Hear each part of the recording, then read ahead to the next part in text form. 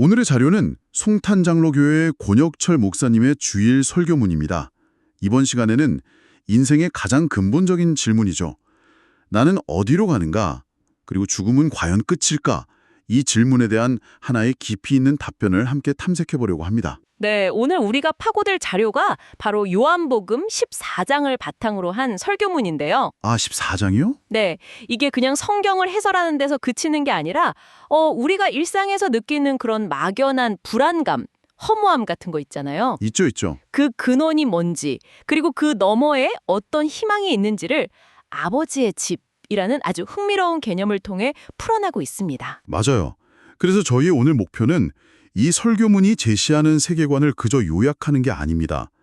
그 논리의 흐름을 한번 따라가 보면서 이 지점은 왜 이렇게 설명했을까? 이 비유는 어떤 효과를 노린 걸까? 뭐 이렇게 한 겹 더 깊이 들어가 보는 거죠. 자, 그럼 한번 제대로 파고들어 볼까요? 설교문이 정말 의외의 이야기로 시작하더라고요. 아, 네. 그 김치 냄새 이야기요. 네, 바로 김치 냄새 이야기입니다. 2013년 프랑스에서 스위스로 가는 야간 열차 안에서 벌어진 일이래요. 아, 저녁을 놓친 일행이 한인 식당에서 싸온 도시락을 열었는데 그 안에 잘 익은 깍두기가 있었던 거죠. 상상만 해도 군침이 도네요. 특히 유럽 여행 중에 만나는 김치는 거의 고향의 향기 그 자체잖아요. 바로 그겁니다.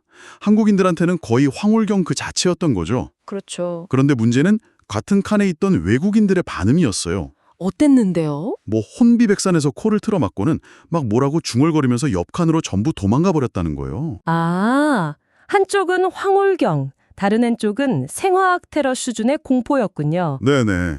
같은 냄새인데도요? 여기서 설교문이 동양 고전인 대학의 구절을 인용하는 방식이 아주 탁월합니다. 아, 그 구절이요? 네, 신불재연이면 시불견하고 청이불문하며 시기 부지김이라. 마음에 없으면 보아도 보이지 않고 들어도 들리지 않고 먹어도 그 맛을 모른다. 바로 이 구절을 김치 냄새에 딱 붙여버리죠. 그 지점이 정말 무릎을 탁 치게 만들었어요.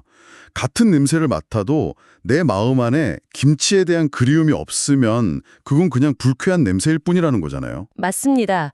그리고 이 설교의 백미는 이 보편적인 경험을 곧바로 신앙의 본질과 연결하는 지점이에요. 아, 연결하는 지점. 네, 어려운 신앙 용어나 교리를 막 늘어놓기 전에 지극히 일상적이고 감각적인 소재로 마음의 상태라는 추상적인 개념을 먼저 설명해버리는 거죠. 예수님이 너희가 보아도 알지 못하고 들어도 깨닫지 못한다고 하신 말씀이 바로 이 김치 냄새 상황과 같다고 이야기합니다. 그러니까 예수를 믿는다는 게 어떤 논리적인 주장에 설득당하는 과정이 아니라는 말이군요. 그렇죠. 그 이전에 내 마음의 상태, 설교문 표현을 빌리자면 마음의 조종관을 누가 쥐고 있느냐 이 문제라는 거죠. 맞아요. 자기 신념이라는 조종관을 꽉 쥐고 있는 사람에게는 예수가 보이지도 그 말씀이 들리지도 않는다는 통찰입니다. 아, 청중이 아 맞아 그럴 수 있겠네 라고 공감하는 순간 신앙의 가장 핵심적인 문턱 하나를 넘게 만드는 아주 세련된 접근법이라고 할 수 있습니다. 듣고 보니 그렇네요. 자기를 부인하라는 어려운 개념을 김치 냄새 하나로 단번에 이해시킨 셈이네요. 그럼 이런 질문이 자연스럽게 생깁니다.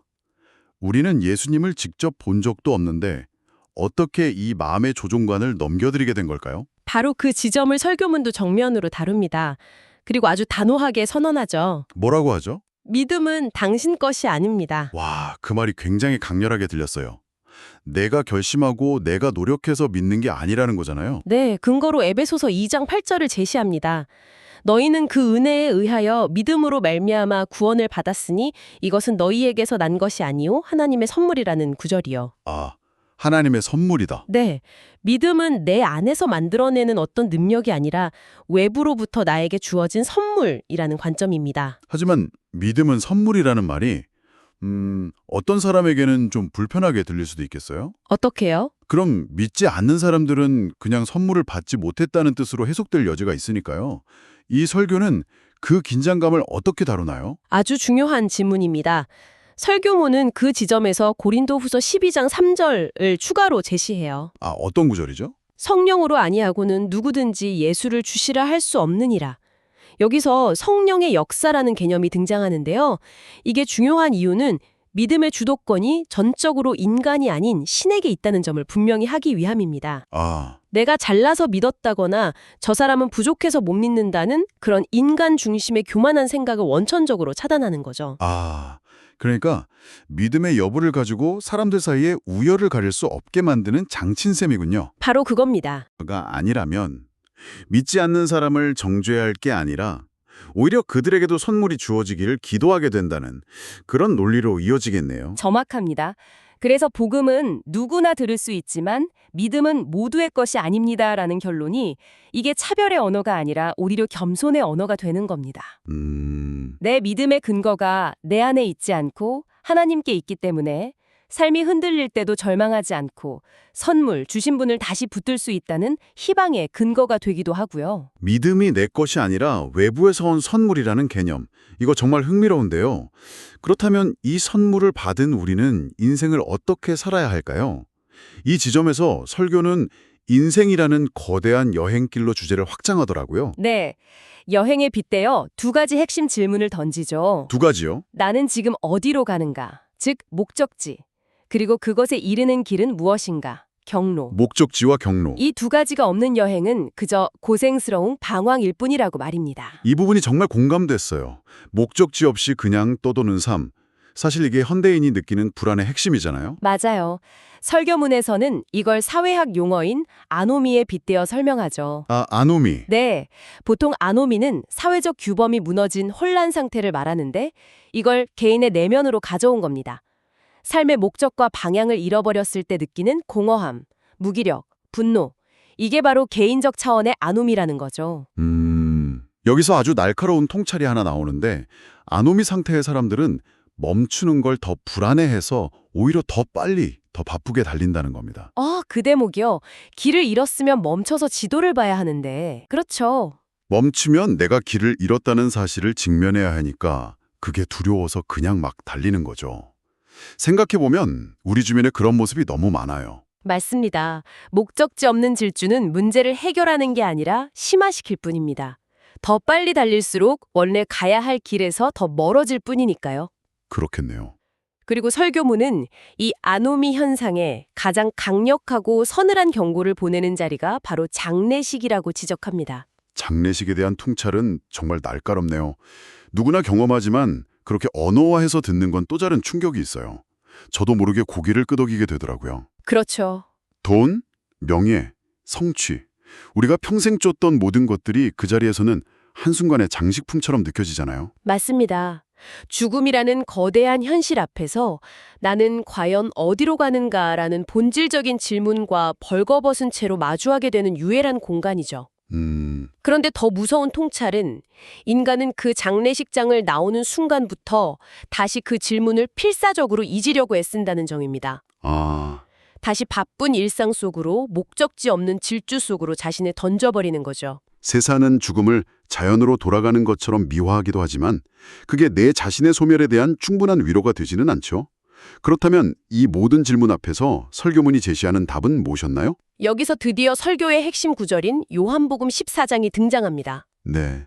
예수님은 죽음 이후의 세계를 끝이나 소멸이 아니라 아버지의 집으로 돌아가는 귀향이라고 설명하셨다는 겁니다. 아버지의 집. 이 집이라는 단어가 정말 중요합니다. 그냥 어떤 장소, 건물을 뜻하는 게 아니라는 말씀이시죠? 훨씬 그 이상입니다.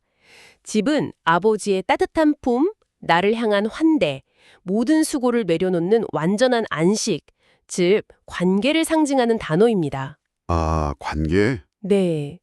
우리가 이 땅에서 아무리 성공하고 많은 것을 가져도 채워지지 않는 근원적인 허기는 바로 우리가 이 영원한 집을 잃어버린 사람이기 때문이라는 진단이 뒤따릅니다. 와, 집을 잃어버린 사람. 그 표현이 가슴에 와서 박히네요. 우리가 느끼는 공허함이 사실은 일종의 향수병이라는 거군요. 그렇죠. 본향을 그리워하는 마음인 거죠. 우리의 마음 자체가 영원한 집을 향하도록 설계되었기 때문에 그 집으로 돌아가기 전까지는 진정한 안식을 누릴 수 없다는 것이 설교의 핵심적인 주장입니다. 알겠습니다. 목적지가 아버지의 집이라는 건 이해가 됐어요. 하지만 여기서 또 하나의 거대한 벽에 부딪힙니다. 어떤 격이죠? 설령 그런 멋진 집이 있다 한들 내가 과연 거기에 들어갈 자격이 있는가 하는 두려움이죠. 아, 설교문에서도 지적하듯 우리 자신의 양심이 내 안의 죄와 허물을 너무나 잘 알고 있으니까요. 그야말로 전곡을 찌르는 질문이죠. 나는 나름 착하게 살았어 라는 자기 위안은 죽음이라는 냉엄한 현실 앞에서는 아무런 힘이 없습니다. 그렇죠. 그래서 복음은 목적지를 알려주는 것만으로는 불완전합니다. 반드시 그곳으로 가는 길을 열어주어야만 하죠. 그 길에 대한 답이 바로 네, 내가 너희를 위하여 거처를 예비하러 가노니 라는 구절입니다. 그 구절이군요. 네, 이 구절에 모든 것이 담겨 있다고 설교문은 강조합니다.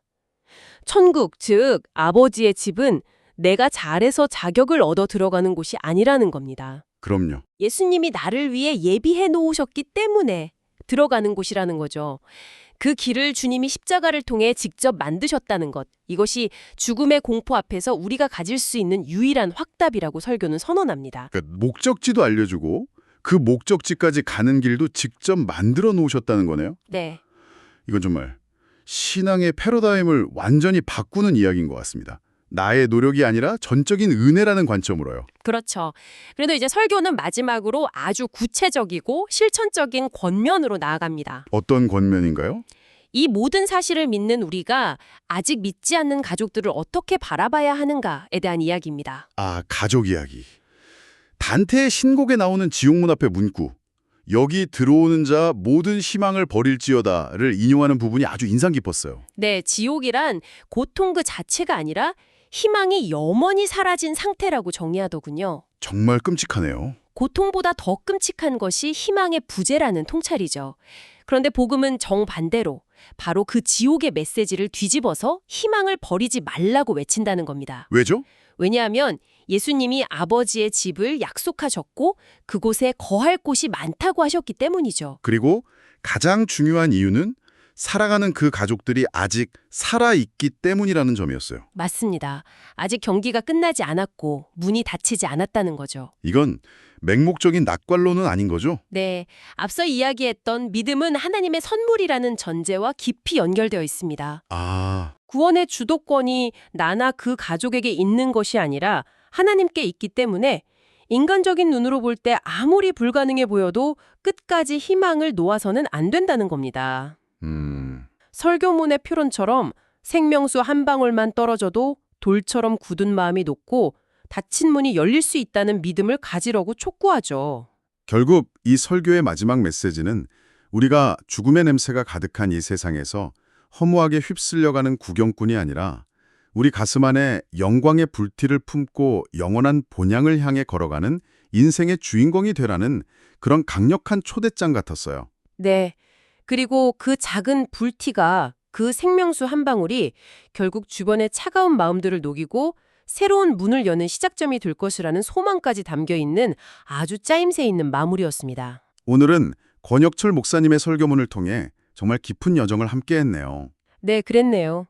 김치 냄새라는 아주 구체적이고 일상적인 이야기에서 시작해서 믿음의 본질, 인생의 목적, 죽음, 그리고 희망이라는 우주적인 질문까지 정말 하나의 잘 짜인 길을 따라간 기분입니다. 이 설교문이 인상적인 이유는 아버지의 집이라는 분명한 목적지를 제시하는 데 그치지 않고 그곳에 이르는 길이 나의 자격이 아닌 주님의 예비하심에 있다는 것을 아주 분명하게 못 받고 있기 때문인 것 같아요. 맞아요. 바로 이 지점이 절망적인 현실 속에서도 그리스도인들이 왜 끝까지 희망을 이야기할 수 있는지에 대한 신학적 근거가 되어주는 거죠. 이 이야기는 듣고 계신 여러분에게도 하나의 질문을 남기는 것 같습니다. 오늘 설교문에서 집은 완전한 안식과 따뜻한 관계의 상징이었습니다.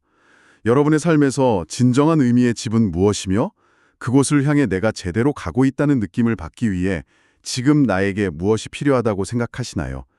송탄장로교회 권혁철 목사님이 여러분에게 평안과 기쁨을 전합니다.